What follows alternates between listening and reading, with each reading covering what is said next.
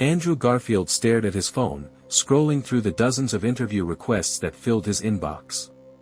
Between promoting his latest film and fielding questions about those persistent Spider-Man rumors, his days had become an endless parade of journalists and cameras.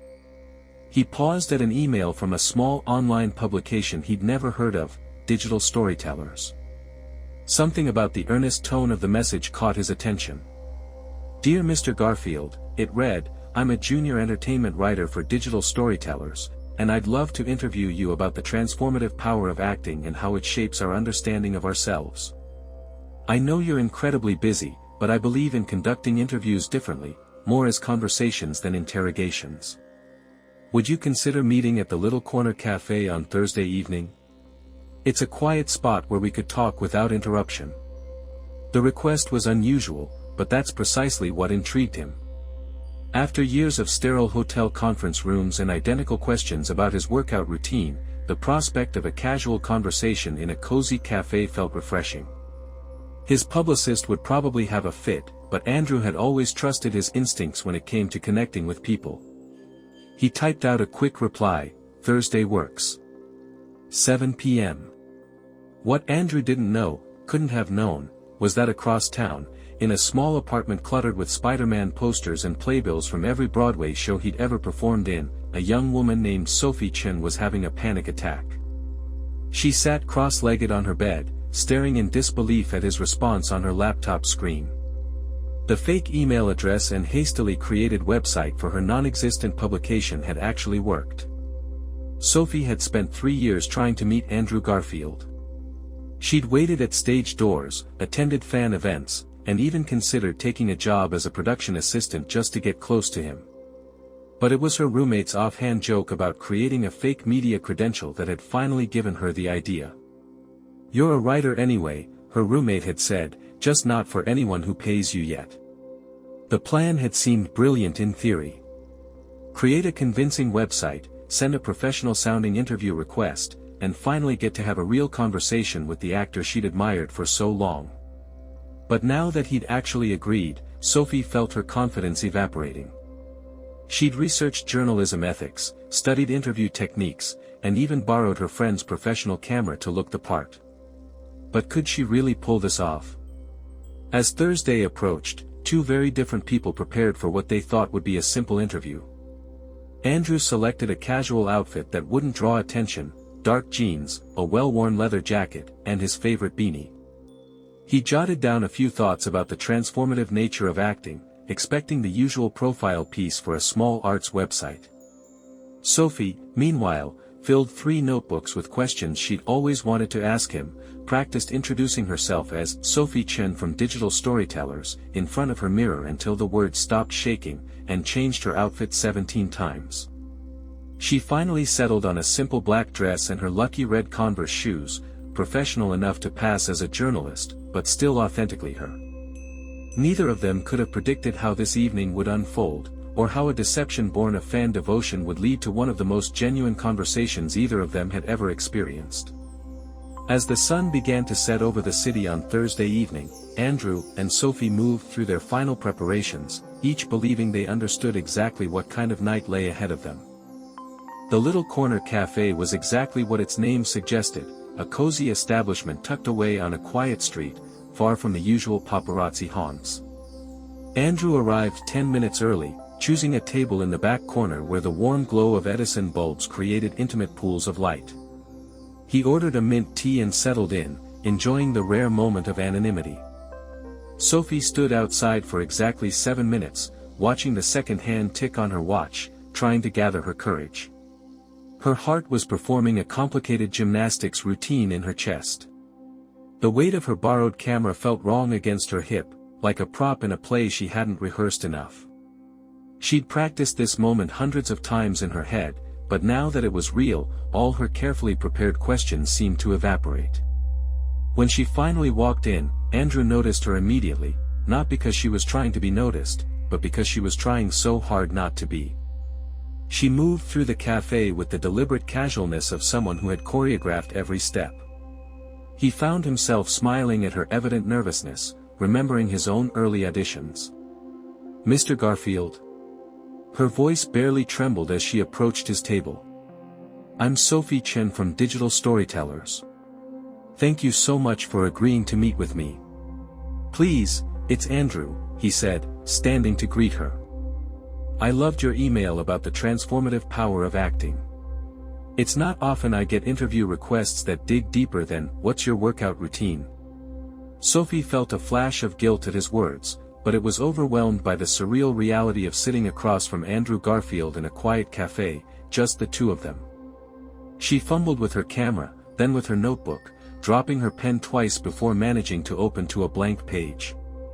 "Would you like to order something first?" Andrew asked kindly, noticing her shaking hands. "Their lavender latte is incredible." "Oh, yes," Sophie managed. "That sounds perfect." As she waited for her drink, Sophie realized with growing horror that she couldn't remember a single one of her prepared questions. Her mind was a blank slate, wiped clean by the proximity of the person she'd spent years admiring from afar. She stared at her empty notebook, panic rising. Andrew watched her with growing curiosity. There was something different about this interview, something he couldn't quite put his finger on. Most journalists, even nervous ones, had a certain professional detachment.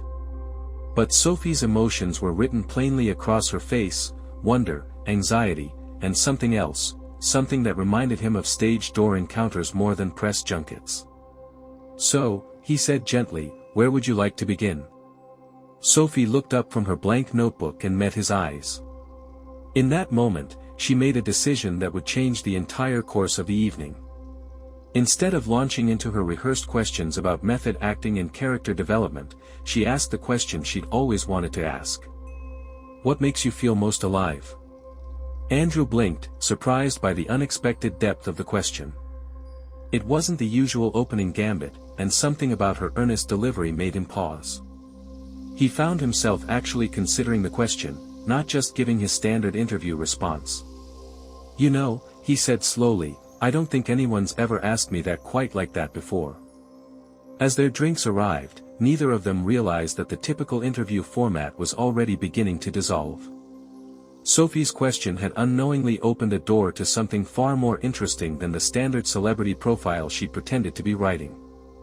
And Andrew, without quite knowing why, felt himself wanting to give her a real answer, not the polished, media-trained response, but something true. The steam from their drinks curled between them like a question mark, and the evening began to take an unexpected turn. Tell us in the comments what part of this story impressed you the most. If you liked it, please like, subscribe, and ring the bell so you don't miss the next videos. See you in the world of incredible events. "What makes me feel most alive?" Andrew repeated, wrapping his hands around his tea mug. "It's not performing, actually. Not exactly. It's those moments just before, when you're standing in the wings, heart racing, and everything is still possible. There's this perfect tension between terror and excitement. Like you're about to jump off a cliff, but you know you might fly." Sophie forgot to write anything down, captivated by the authenticity in his voice. Her borrowed camera sat untouched beside her cooling lavender latte. "Is that why you took the Spider-Man role? To fly?" Andrew laughed, but it wasn't his interview laugh, the polished one she'd seen in countless YouTube videos. This was something different, more genuine. "You know what's funny? I actually turned it down twice before saying yes.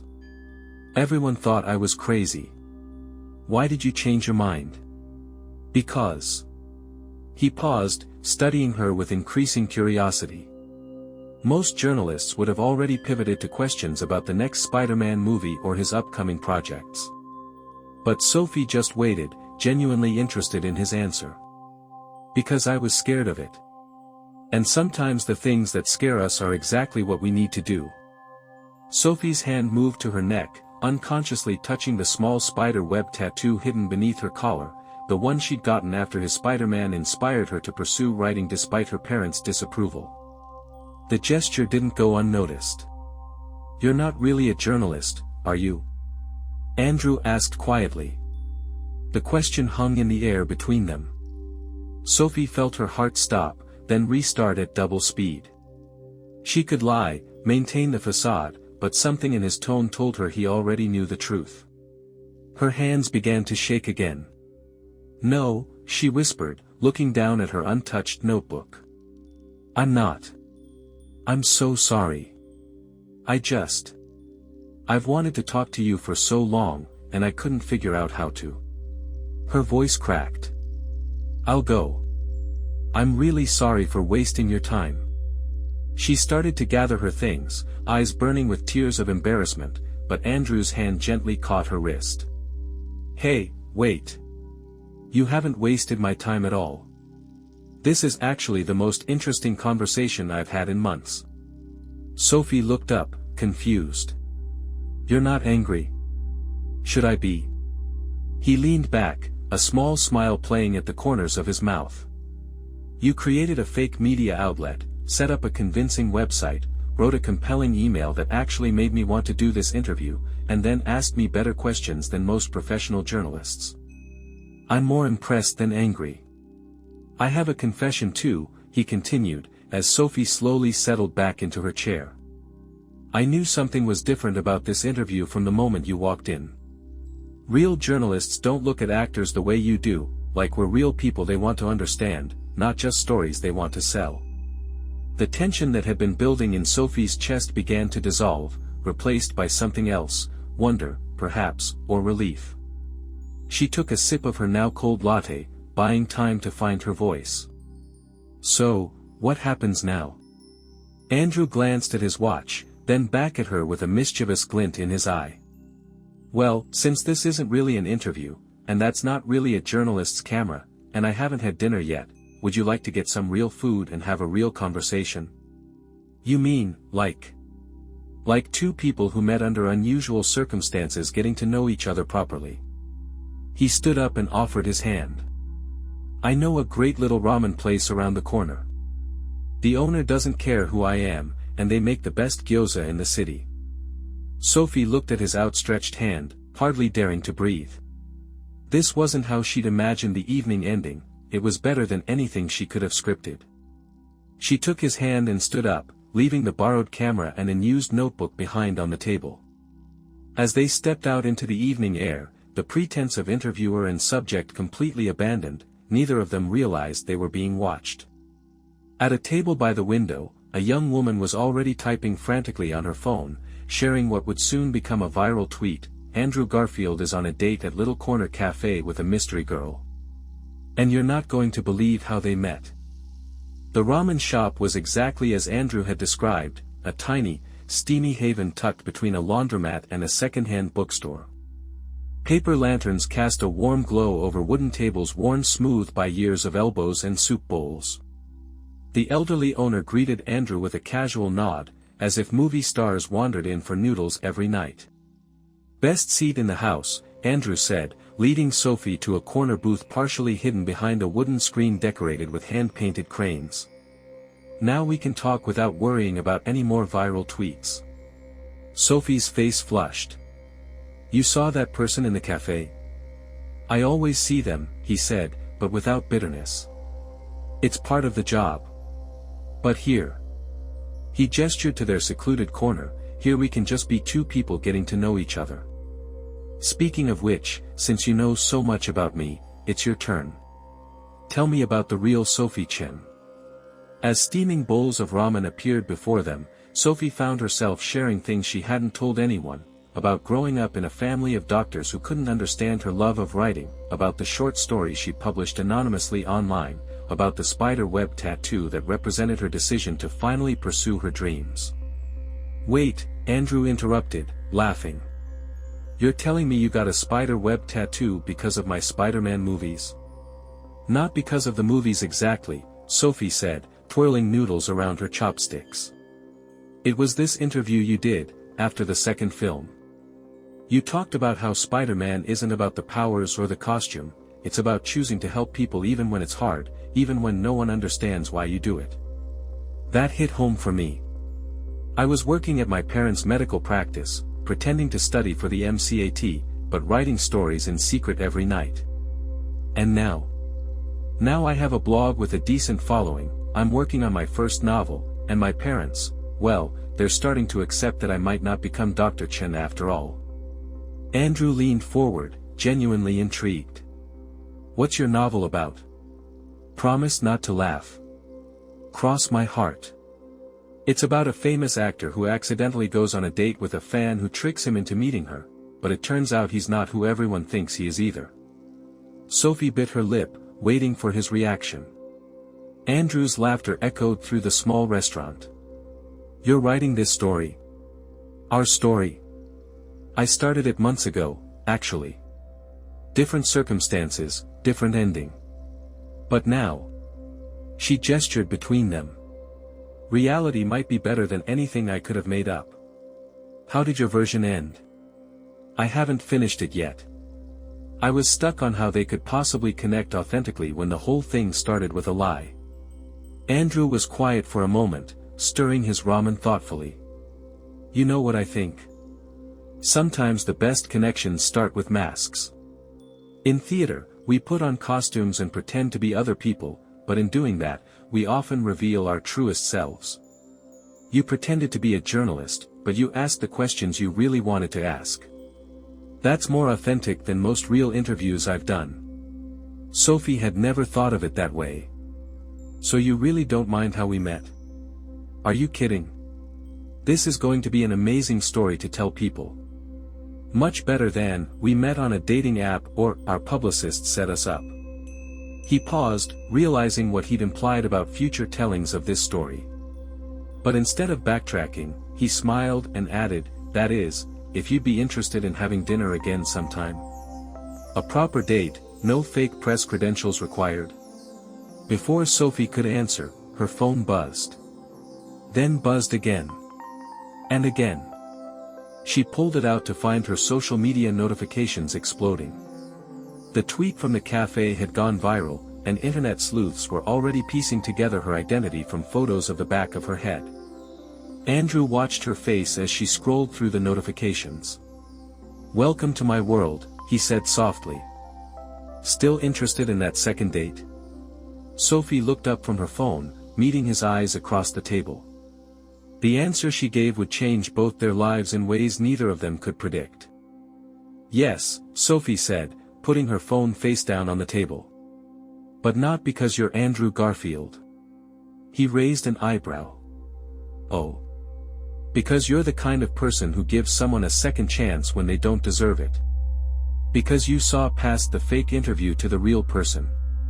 Because you understand why someone would get a spider web tattoo to remind themselves to be brave. She took a deep breath. And because you actually want to know how my story ends. Andrew reached across the table and turned her phone back over. The notifications were still pouring in. Then let's write it together.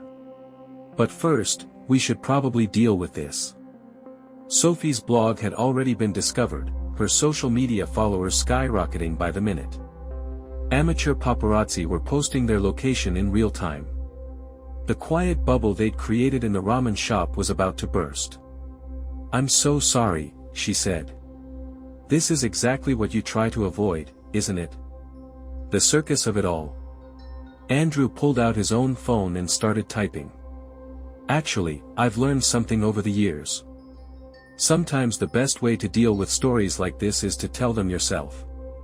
He turned his screen toward her, showing a draft of an Instagram post. Best interview of my life tonight, I didn't even talk most of the time. Turns out my interviewer wasn't really a journalist, but she asked better questions than most. Sometimes the most authentic connections start with a little bit of pretend. Thank you, @SophieChen writes, for reminding me why I love what I do. #accidental date #best gyoza in the city. Sophie's eyes widened. Are you sure? Post yours at the same time. She nodded, quickly composing her own post. Dear readers, remember that novel I've been stuck on? Tonight the ending wrote itself. Sometimes life is better than fiction. Thank you, @Andrew Garfield, for showing me that real connection can come from unexpected places. #authenticity wins #spiderweb tattoo. They counted down together, 3, 2, 1. The posts went live simultaneously, and the internet exploded. But inside their little corner of the ramen shop, none of that mattered. They spent the next hour sharing stories, laughing about the absurdity of their meeting, and planning their next date, one that would definitely include more gyoza and fewer borrowed cameras. 6 months later, Sophie's novel was picked up by a major publisher. The story had evolved from its original concept. It was no longer just about an actor and a fan, but about authenticity, courage, and the masks we wear while trying to find our true selves. The dedication page read, "To the person who showed me that sometimes the best stories start with a little deception and end with the truth." Andrew wrote the foreword, revealing that it was indeed based on their real first meeting. The media loved it, but they missed the best part of the story, the part that didn't make it into the book or the interviews. 2 weeks after their first date, Sophie had taken Andrew to get his own tattoo. Not a spider web, but a small question mark, a reminder of that first real question she'd asked him: "What makes you feel most alive?" His answer had changed since that night at the cafe. Now, when asked in interviews about what makes him feel most alive, he always gives the same response: authentic connections. Sometimes they come from unexpected places, but those are often the best kind. The little corner cafe became their spot, the place they returned to celebrate milestones or just escape the world for a while. They kept the borrowed camera as a memento, though Sophie never did learn how to use it properly. She didn't need to, she'd found a better way to capture moments worth remembering. And that tweet that started it all. It's framed on their wall, next to a menu from the ramen shop and 2 matching tattoos, a spider web and a question mark. Sometimes the best stories aren't the ones we carefully plan, but the ones that surprise us. Sometimes the most genuine connections come from daring to be real, even if it takes a little pretending to get there. As for Sophie and Andrew, they never did have another interview. They didn't need to, they were too busy living their story instead of just talking about it. Tell us in the comments what part of this story impressed you the most. If you liked it, please like, subscribe, and ring the bell so you don't miss the next videos. See you in the world of incredible events.